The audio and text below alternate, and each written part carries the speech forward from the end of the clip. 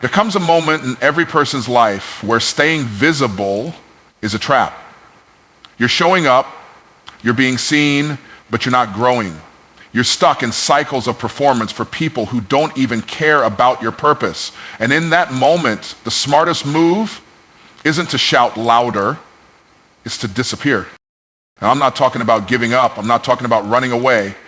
I'm talking about something strategic. I'm talking about stepping back so you can step up.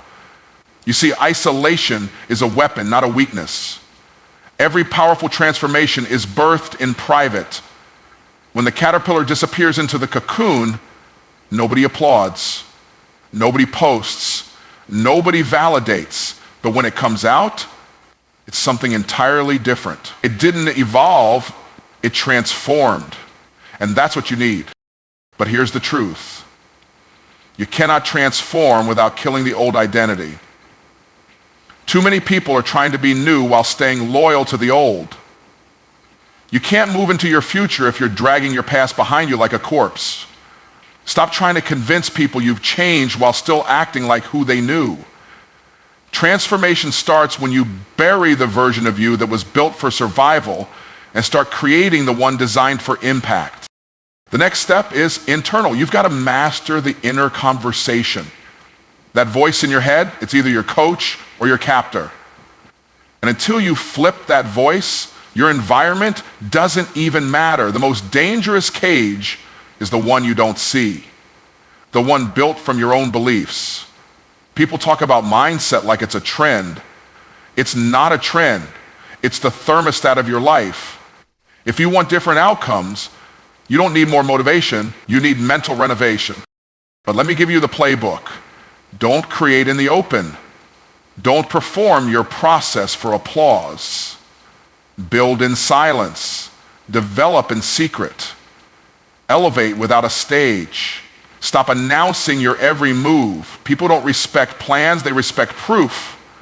Let your execution talk so loud that your critics have to go quiet. Stop giving people previews of a version of you that isn't done cooking yet. Now, while you're gone, while you're hidden, while you're off the radar, practice relentless discipline. Not once in a while, not when it's convenient, every day. Transformation doesn't respond to motivation, it responds to repetition. It's what you do when no one's watching that sets the tone for what people see later. Your private habits are the raw material for your public results. And then when the time is right, when you've done the work, when you've burned the old you, when the results are undeniable, you reappear, but not as who you were. You come back as a force. You don't return looking for followers, likes, or validation. You return with clarity, with results, with a fire that doesn't need to explain itself. You show up in such alignment that the old you couldn't even recognize this new version. So yes, disappear. Not to run, but to rise. Go dark so you can develop. Walk away so you can walk in power. Because when you return, they won't know what hit them.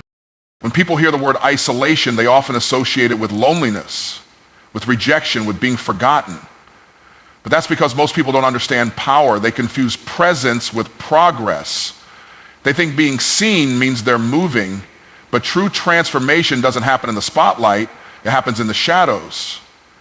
When you choose to isolate, not out of fear, but out of focus, you are doing what the world's most impactful people have always done. You're stepping away, not to disappear from purpose, but to disconnect from noise. Isolation is where clarity lives. It's where the distractions die. It's where you stop being pulled by the demands of others and start being led by your own vision. It's the forge. It's the place where the fire burns hot enough to melt off old thinking and refine your identity into something new. While everyone else is running in circles trying to stay relevant, you're stepping into a season of invisibility so you can become irreplaceable when you return. Because when you isolate, you begin to see yourself without the filter of other people's opinions. You're no longer performing for approval or reacting to rejection. You get honest about your flaws. You stop outsourcing your value to validation. In that space, you don't have to impress anyone. You just have to confront everything, your habits, your fears, your mindset.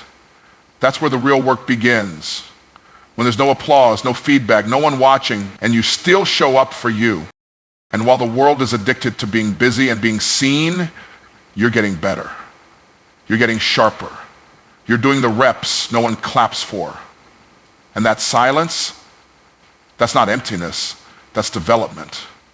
Because isolation, when embraced with intention, doesn't weaken you, it arms you. It sharpens your focus, amplifies your voice, and builds the kind of strength that doesn't need to be announced. The cocoon looks like a grave to the untrained eye, but to the one inside, it's not death, it's destiny. That's what isolation really is. Not an ending, a becoming. You can't carry who you used to be into where you're trying to go. There has to come a point where you stop tweaking the old version of yourself and start tearing it down completely. You cannot transform while staying attached to a version of you that was built to survive instead of thrive. You've outgrown that identity. It was built for a season that no longer exists. And the longer you try to maintain it, the more it will cost you the future you say you want. The reason most people never truly change isn't because they lack ability, it's because they're too emotionally loyal to their past. They're still protecting the image, still defending the habits, still keeping relationships alive that were built for a lesser version of them, but elevation demands separation. You can't upgrade your life and keep dragging around a system that was programmed for mediocrity. An identity, the one shaped by fear, by rejection, by playing small, it has to die. There's no way around it. Transformation always requires a death before it offers a resurrection. You have to kill the excuses, kill the comfort, kill the need to be liked. You've got to bury the narrative that told you who you were based on pain, not purpose. Too many people are trying to write new chapters without closing the last one. But the old identity will always sabotage the new opportunity if you don't shut the door completely. And it's going to hurt. Because that old version isn't just behavior, it's memory, it's emotion, it's history. But if you're serious about the future, you have to let go of who people knew you as, who you knew yourself as, and become someone who matches your vision, not your past. Stop negotiating with your old self. That version had its time, and it brought you here, but it can't take you there. Burn the bridges, kill the old habits, step into the unknown with the courage to be someone your old self wouldn't even recognize. That's transformation. Not tweaking, not improving, becoming. The most important conversation you will ever have is the one you have with yourself. Not once, not occasionally, but every single day. You live with your thoughts more than you live with anyone else. And if that internal dialogue is filled with fear, doubt, and limitation, it doesn't matter how much opportunity is in front of you, you'll sabotage it. Because the voice that dominates your mind ultimately dictates the direction of your life. People think external motivation will save them, that if they just hear the right message, attend the right event, follow the right person, everything will shift. But that's not how transformation works. External voices can spark you, but it's your internal voice that sustains you. And until you shift your self-talk, nothing you try to build will last. You'll always default back to the level of your identity, and your identity is shaped by what you repeatedly say and believe about yourself in silence. You've got to stop being your own enemy. You've got to stop rehearsing failure before you even try.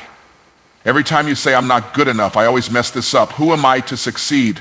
You are programming your mind to collapse under pressure. That's not humility, that's self-sabotage. That's the old voice trying to keep the old version of you alive. And as long as you let that voice dominate, your actions will always align with defeat.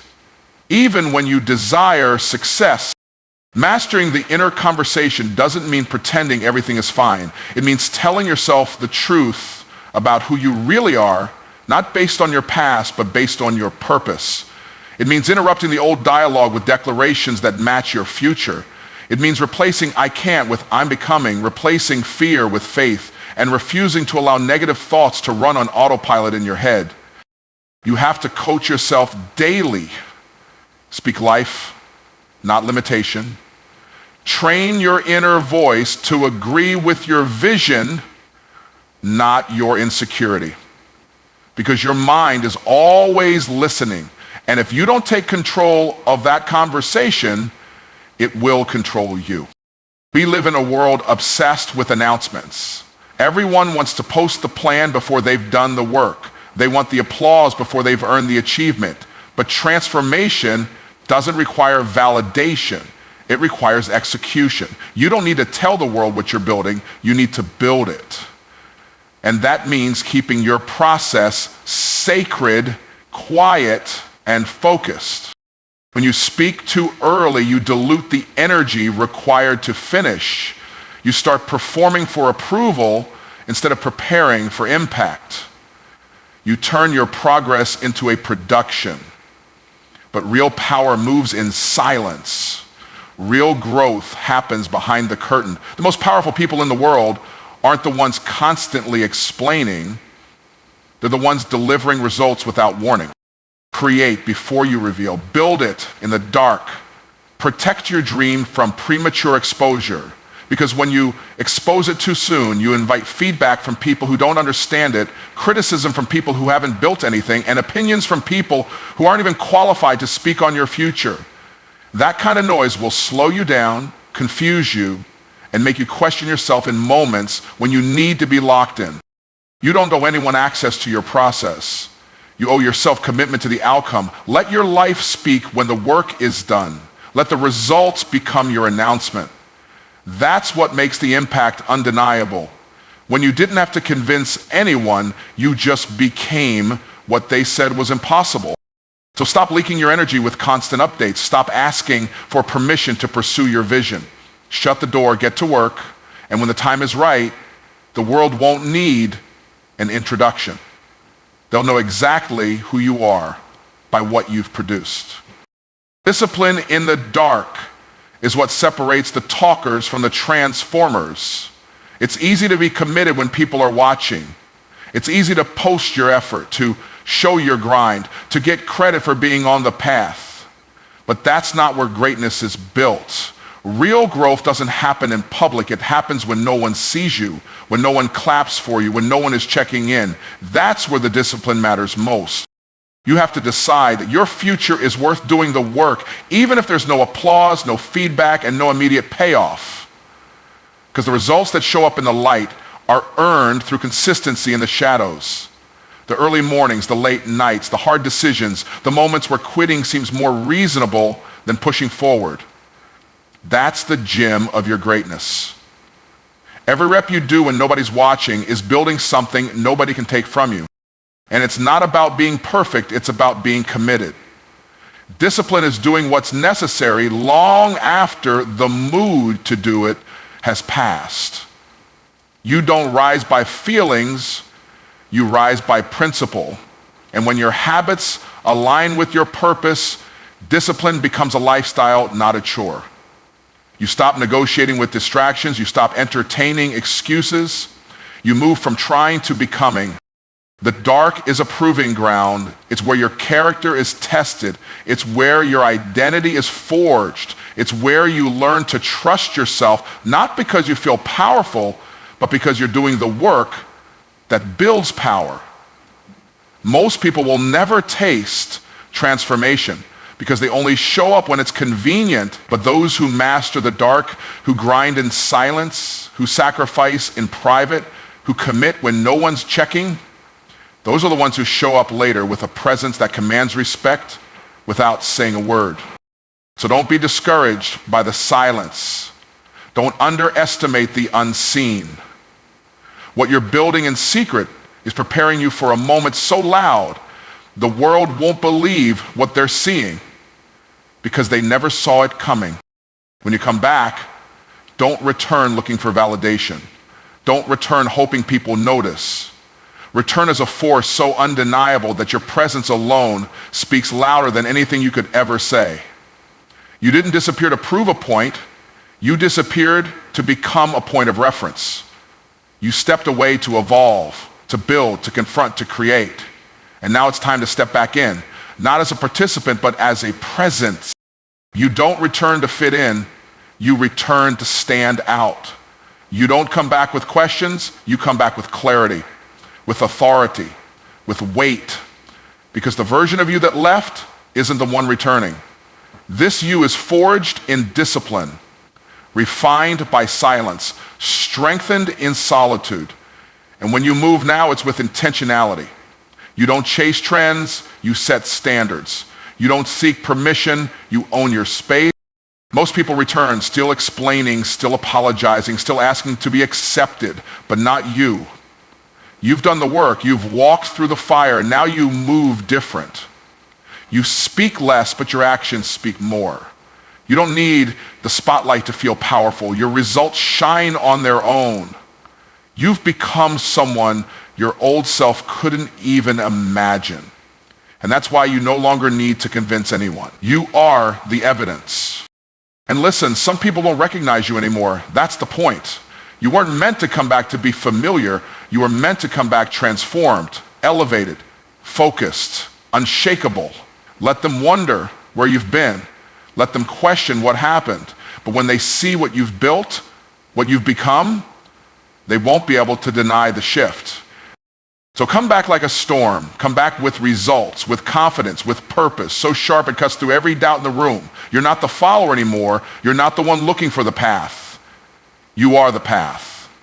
And now the world has to adjust to the version of you they never saw coming. But you always knew was possible. So now you know the path. Disappear, not to escape, but to evolve. Isolate yourself, not out of weakness, but as a weapon to sharpen your focus. Kill the old identity, the one built on fear, on failure, on fitting in. Master the conversation that happens when no one else is around, because that voice will either become your greatest ally or your loudest enemy. Create in silence. Don't show your process, just show your results. Let your discipline in the dark speak louder than any declaration ever could.